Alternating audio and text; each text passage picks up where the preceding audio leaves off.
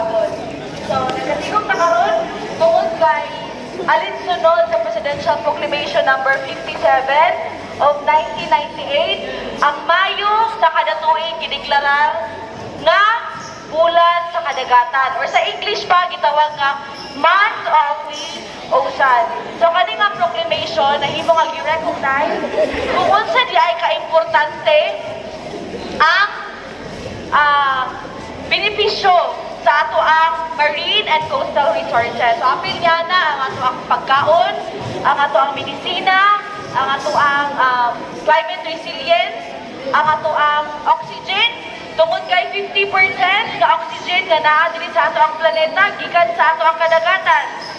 So apil ana atong turismo ug ato ang mga panginabuhian.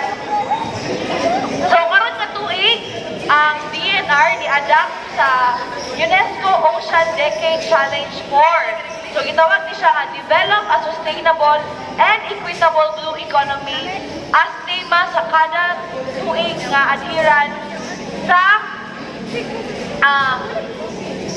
United Nations Decade for Ocean Science for Sustainable Development for the year 2021 to 2030.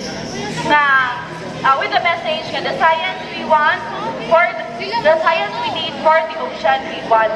So ang ato ang mga kadagatan nag-hold in siya og grabe kaayo nga potensyal para sa atong economic growth. Apil ang ato ang job generation, kadagan kay mga trabaho sa kadagatan, innovation through economic